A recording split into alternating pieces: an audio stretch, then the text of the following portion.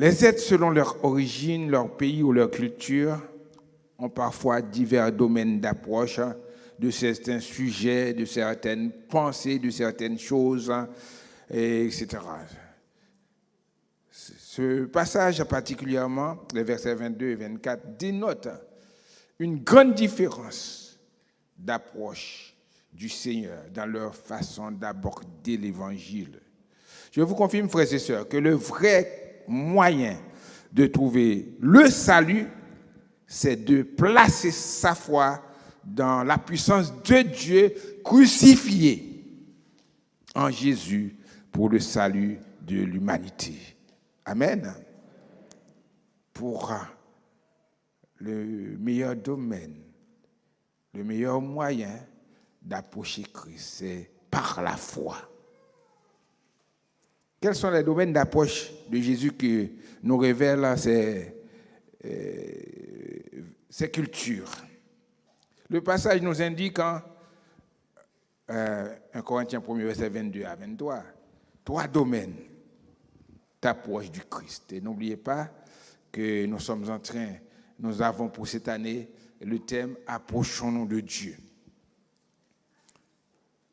Le premier domaine d'approche consiste en ceux qui demandent des miracles, tels les Juifs, 1 Corinthiens 1, verset 22.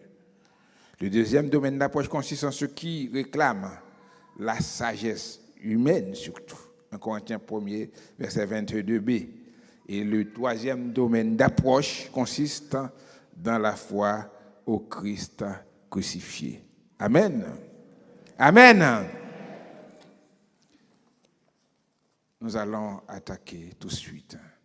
Le premier domaine d'approche consiste à ceux qui demandent des miracles.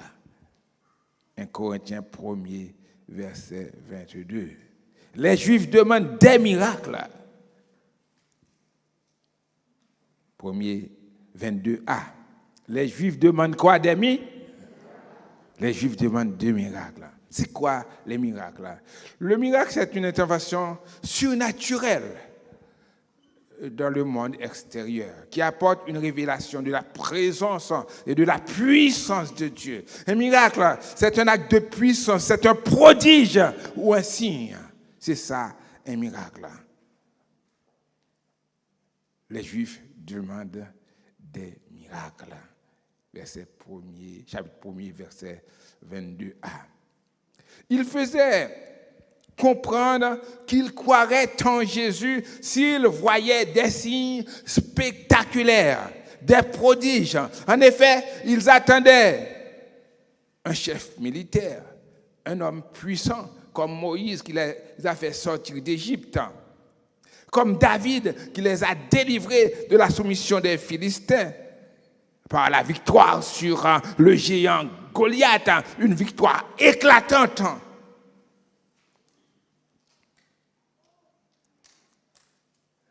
Il voulait un chef pour les libérer de la domination romaine. Il ne voulait pas, surtout de ce sauveur crucifié.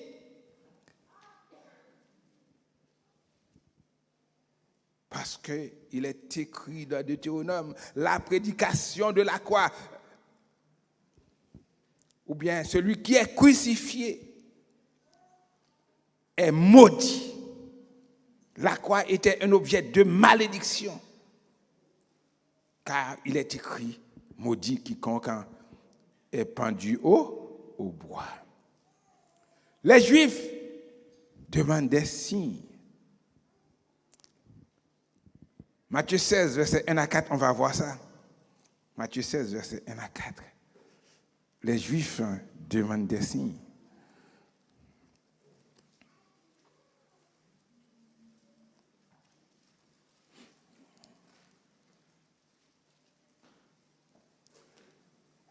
Les pharisiens et les sadducéens abordèrent Jésus et pour l'éprouver, lui demandaient de leur faire voir un signe venant du ciel. Jésus leur répondit, « Le soir, vous dites, il fera beau, car le ciel est rouge, et le matin, il y aura de l'orage. Aujourd'hui, car le ciel est d'un rouge sombre. Vous savez discerner l'aspect du ciel et vous ne pouvez discerner les signes des temps. Une génération méchante et adultère demande un miracle. Il ne lui sera donné d'autre miracle que celui de Jonas. Puis il les quitta et s'en alla. Il demande des signes. Il voit Jésus. Jésus accomplissait des miracles. Mais au lieu de croire en la puissance de Jésus, lui qui n'est pas né dans un palais, qui n'est pas né dans un royaume, il est né dans une mangeoire à Bethléem. Alors, il voulait avoir des signes. Dans Luc 11, verset 15 à 16, on va voir des Juifs qui demandent des signes. Luc 11, verset 15 à 16.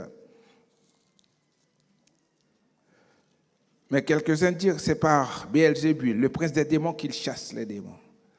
Et d'autres, pour l'éprouver, lui demandaient un signe venant du ciel.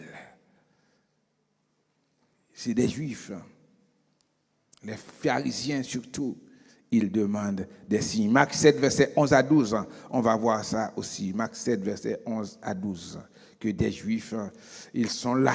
Jésus était là. Au lieu de croire dans ce sauveur, il réclama des signes. Mais vous dites, si un homme dit à son père ou à sa mère ce dont j'aurais pu t'assister est corban, c'est-à-dire une offrande à Dieu, vous ne laissez plus rien pour faire pour son père ou pour sa mère. On continue. Verset 11. Annulant ainsi la parole de Dieu par votre tradition que vous allez établir, et vous faites beaucoup d'autres choses semblables. Alors, au lieu de croire en Christ, ils disent que ce n'est pas vraiment par la puissance de Dieu qu'il opère, qu'il travaille, qu'il opère des miracles. Au lieu de croire en sa parole, ils préfèrent nier ce que Christ a fait par la puissance de Dieu. Jésus a fait beaucoup de miracles en présence du peuple. Que son livre ne pourrait contenir, a déclaré l'apôtre Jean dans Jean 20, verset 30. C'est pourquoi il fustige les villes impénitentes, les villes qui refusent de croire. Matthieu chapitre 11, verset 20 à 23. On va voir comment Jésus a parlé à ces villes-là qui sont impénitentes, les villes qui refusent de croire en la puissance de Jésus. Alors il se mit à faire des reproches aux villes dans lesquelles avaient eu lieu la plupart de ces miracles-là, parce qu'elles ne s'étaient pas repenties. Malheur à toi, Chorazin! Malheur à toi, Bethsaïda! Car si les miracles qui ont été faits au milieu de vous avaient été faits dans Tyr et dans Sidon, il y a longtemps qu'elles seraient repenties en prenant le sac et la cendre. C'est pourquoi je vous le dis, au jour du jugement, Tyr et Sidon seront traités moins rigoureusement que vous. Et toi, Capernaum, serais-tu élevé jusqu'au ciel? Non, tu seras abaissé jusqu'au séjour des morts. Car si les miracles qui ont été faits au milieu de toi avaient été faits dans Sodome, elles subsisteraient encore aujourd'hui. Il n'était pas content à cause de ces villes où il a prêché, où il a opéré des miracles. Alors les gens n'ont pas cru en sa parole. Les gens n'ont pas cru en lui. Les miracles, frères et sœurs, sont importants. Quand c'est la manifestation de la puissance de Dieu et l'intervention de Dieu pour frapper les hommes et les amener à la foi, les miracles sont importants, mais ils ne doivent pas se substituer à la foi. Parce qu'il y a, frères et sœurs, de faux miracles. Des frères et sœurs, il faut faire attention. Frères et sœurs, il faut faire attention. Il ne faut pas courir derrière un miracle. Vous qui cherchez à tout prix des miracles, Satan opère par ses agents de nombreux miracles, comme les magiciens de Pharaon en Exode 7, verset 11, en Exode 7, verset 22. Satan opère des miracles. Les magiciens de Pharaon, Moïse a envoyé son bâton qui s'est changé en serpent, et les magiciens ont envoyé leurs bâtons qui sont changés aussi en serpent. Mais le bâton de Moïse a englouti les bâtons des magiciens. Exode 7, verset 11, on voit, ils font aussi des miracles. Exode 7, verset 22. Simon le magicien en Samarie a accompli des miracles étonnants pour séduire les gens. Acte 8, verset 9 à 11. Comme Élimas en Acte 13, verset 6 à 12. Ils ont accompli des miracles, des choses pour séduire les autres. Mais Jésus nous met en garde, dans les derniers jours, il y a des faux prophètes qui accompliraient des prodiges. Matthieu 24, verset 24, on va lire ça vite fait. Matthieu 24, verset 24. Qu'est-ce qui est dit?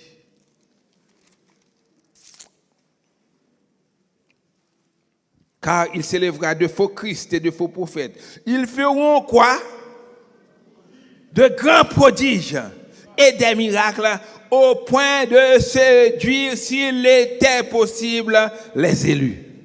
Il va avoir de grands prophètes, de faux prophètes, etc., etc. Nous pas là pour nous courir derrière les miracles. Nous connaissons là pour nous capables de sauver la vie nous dans la foi en Jésus. Il y a des personnes, oh j'entends, il y a un miracle ici, tel pasteur fait miracle, tel frère fait miracle, tel prophète fait miracle, etc., etc. On va courir après, on va laisser l'assemblée pour aller suivre. La Bible nous met en garde. Il y a des faux Christ, il y a des faux prophètes. 2 Thessaloniciens 2, verset 9 à 12 nous dit la même chose. 1 Timothée 4, verset 1 à 2 nous dit aussi la même chose. De faire attention pour ne pas être séduit par ces choses. Apocalypse 13, verset 13 à 15. Le diable, Satan, l'antichrist va opérer de grands miracles. Il opère de grands miracles pour séduire les enfants de Dieu. De nos jours, frères et sœurs, beaucoup d'individus à l'église, comme j'ai dit tantôt, courent après des miracles. Ceux qui soutiennent l'action de ces faux prophètes, qui rusent pour montrer que des miracles s'opèrent dans leur assemblée. On a vu en Haïti, il y en a un qui paye les gens. Il y a quelqu'un qui paye les gens pour que la personne se montre malade et après, la personne se dit guérie. On paye la personne. Il y en a qui utilisent même la science occulte. Il y en a des personnes qui utilisent la science occulte, la superstition, la magie, le magnétisme pour avoir sur les gens une forte impression afin de démontrer des actions spectaculaires. Il y a là, dès qu'il vous touche, on entend la personne tombe. Comment ça faire du bruit? Il faut faire attention à ces choses-là. Frères et sœurs, il ne faut pas commémorer Jésus avec cette méthode.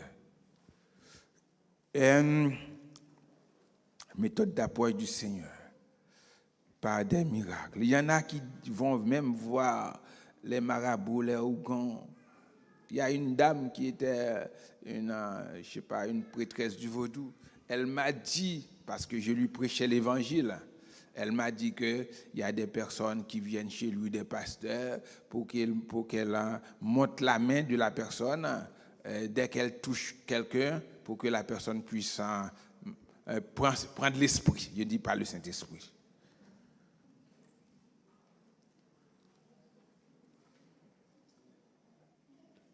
Les Juifs demandent des miracles.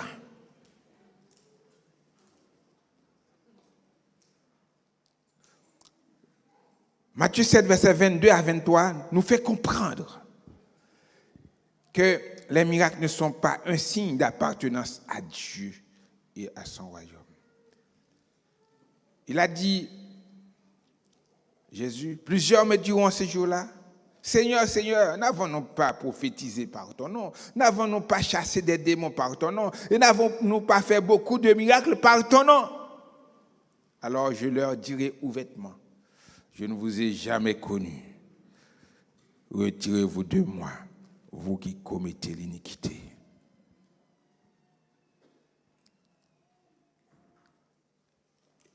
Ils ont fait des miracles. Je ne sais pas. Mais Jésus les appelle ouvriers d'iniquité. Ouvriers d'iniquité. Alors, frères et sœurs, cela n'est pas parce qu'on entend que la personne. Moi, j'ai dans mon quartier des personnes qui font des guérisons, etc. Mais après, qui établissent des églises parce qu'ils font ça. Mais la personne n'a pas une vie conforme à la parole de Dieu. Il y a deux madames, etc. Il est dans le quartier, il fait ce qu'il veut. Il empêche même les enfants d'aller à l'école. Et il a établi une religion, et après, etc., etc. Plusieurs me diront ce jour-là, Seigneur, n'avons-nous pas opéré des miracles par ton nom? Alors je leur dirai, je ne vous ai jamais connu. Retirez-vous de moi, vous qui commettez l'iniquité. Dieu opère encore des miracles, frères et sœurs, pour ses enfants. Amen. Il est le Dieu des miracles. Il opère des miracles pour ses enfants.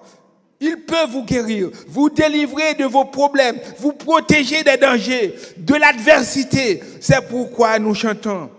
L'Éternel est omnipotent, son nom est glorieux. Il est un Dieu de miracles, c'est écrit dans les cieux. Et alléluia.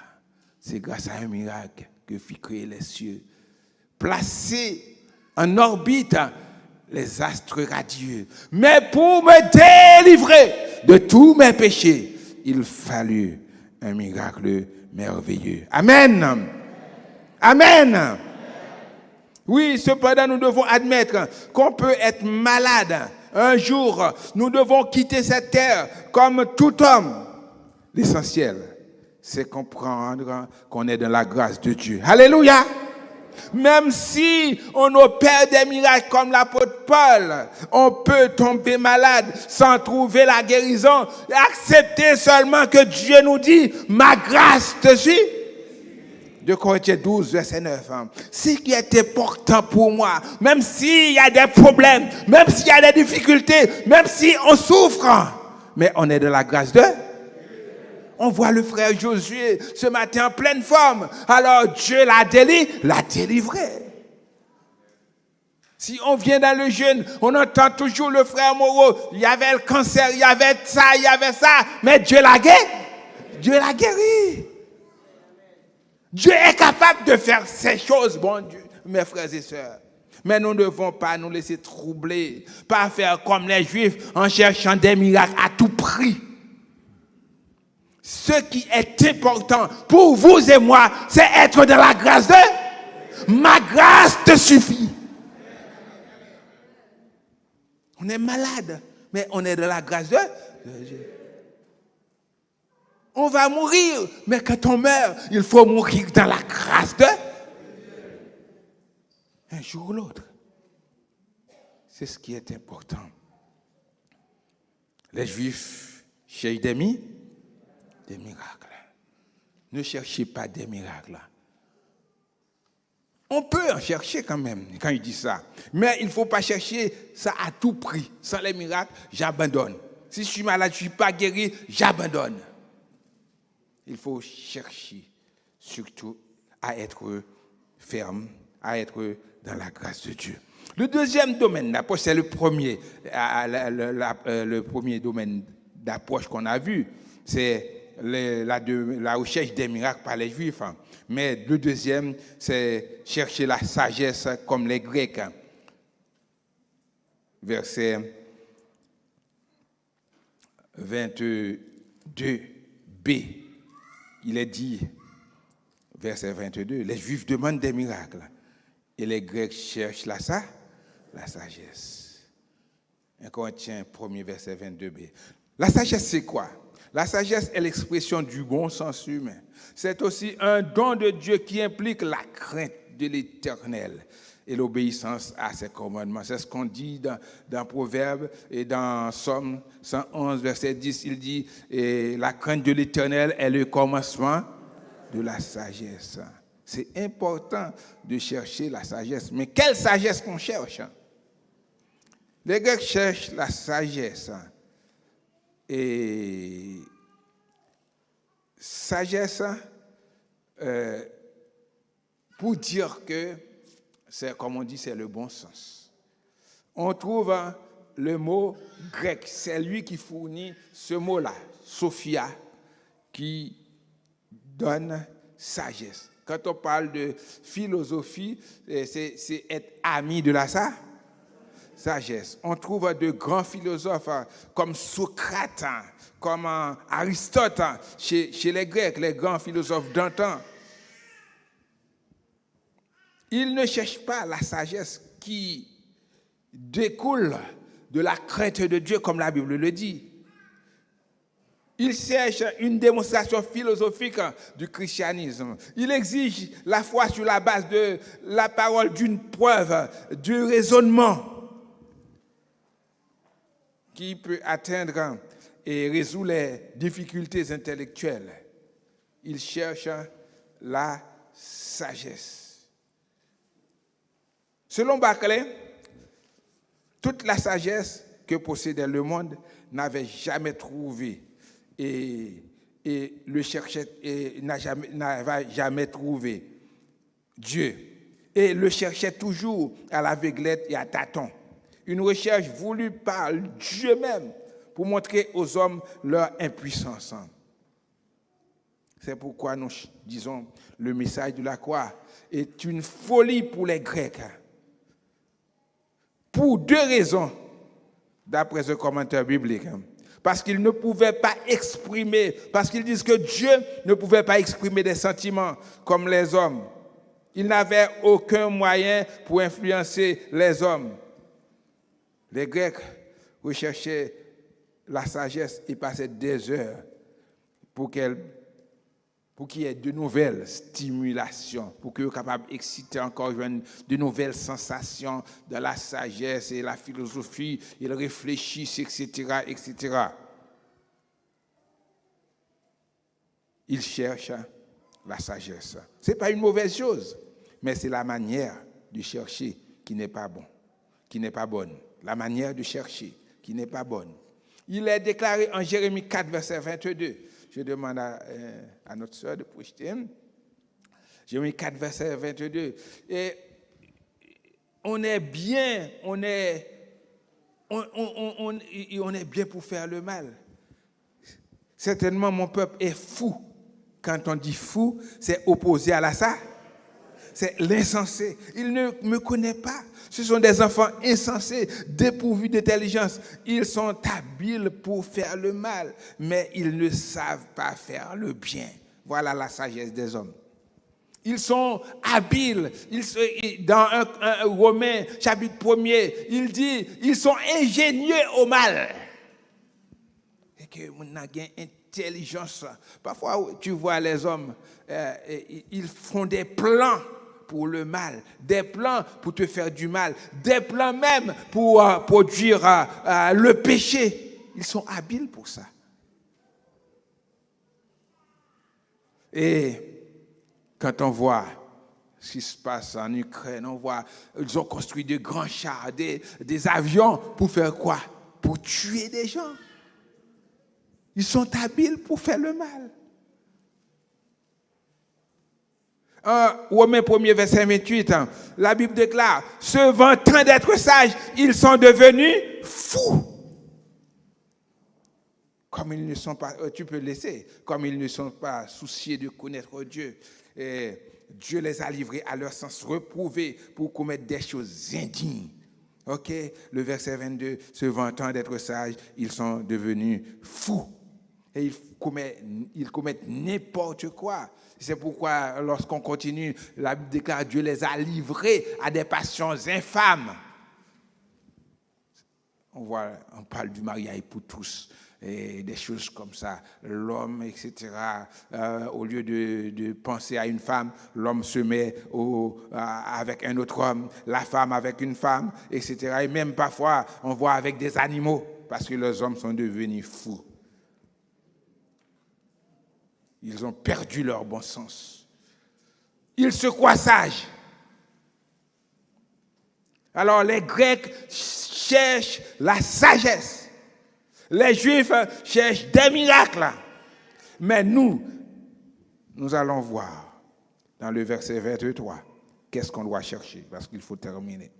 Verset 23, nous prêchons Christ crucifié, scandale pour les Juifs et folie pour les païens. Amen.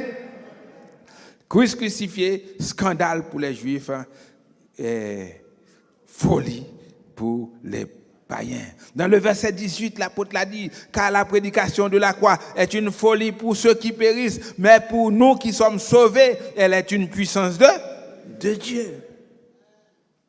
Christ crucifié, c'était un scandale, comme nous avons dit. Ils attendaient un chef pour les délivrer du joug des Romains. Au lieu de ce grand et glorieux libérateur, Jésus est venu comme un sauveur. Ignominieusement sur une croix, humilié, comme quelqu'un qui est maudit. Il était humilié. Parce que, frères et sœurs, à l'époque, lorsqu'on est pendu sur une croix, on est les rebuts de la société. On est les pires. Ce sont des voleurs, des malfaiteurs qu'on pendait sur une croix. Un citoyen romain, d'après Cicéron, on ne pouvait pas le pendre sur une croix.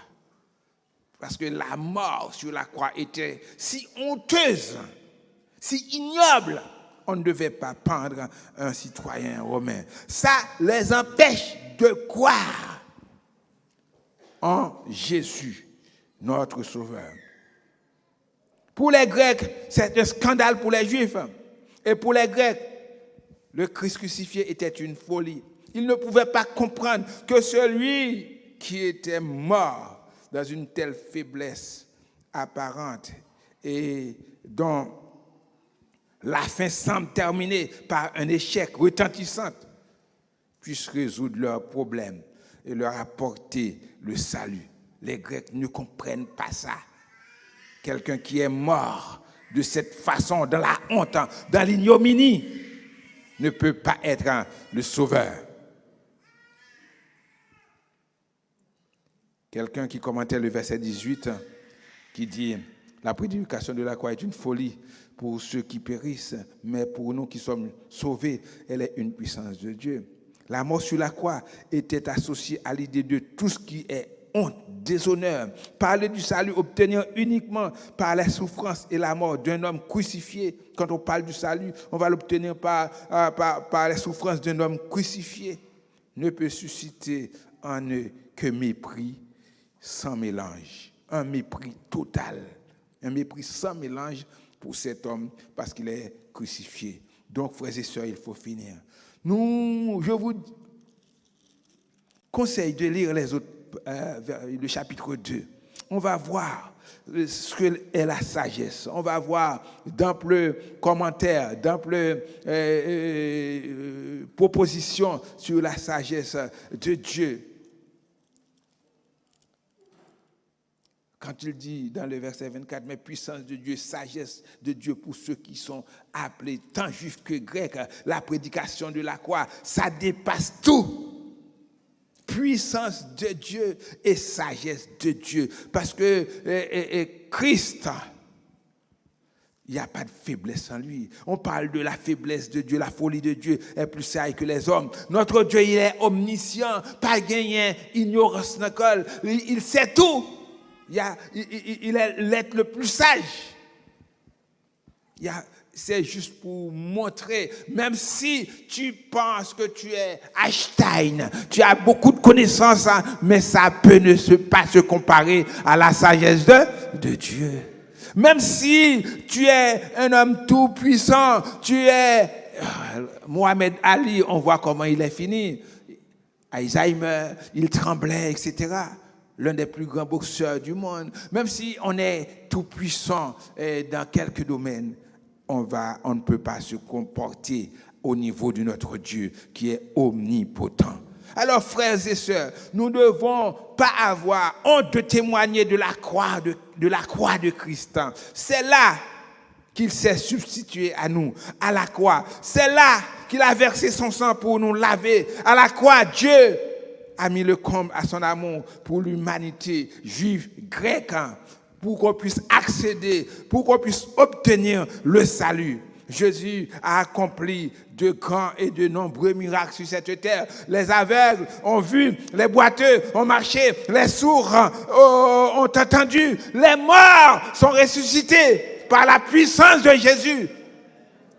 Les Juifs réclamaient des miracles. Lorsqu'on regarde à la mort de Lazare, au lieu de quoi les pharisiens se sont en train de former un complot pour dire un complot, former un complot pour dire voilà, s'il continue à faire comme ça, tout le peuple va croire en lui. Il cherche, au lieu de croire, il cherchait un moyen pour le piéger, un moyen pour le tuer. Il y avait beaucoup de miracles. Mais tous ces miracles n'étaient que des détails. Tous ces miracles n'étaient que des détails. Pendant sa vie sur terre, pendant son parcours terrestre. L'essentiel pour Jésus, c'est mon salut, c'est votre ça. Il était venu pour nous sauver du péché, pour régler la cause du péché d'Adam et Ève commis dans le jardin d'Éden. Alors, il a fallu qu'il passe par la croix. Vous et moi, nous devons continuer à marcher sous la puissance de la croix de Jésus. Amen. Nous chantons, nous n'avons pas de quoi payer. Parce qu'il a payé la dette. Alléluia. Il a payé la rançon. À la croix.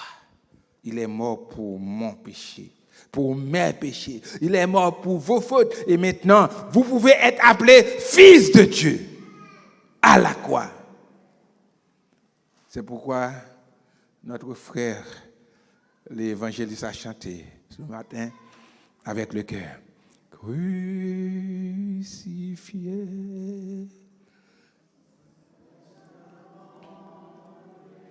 Que Dieu vous bénisse.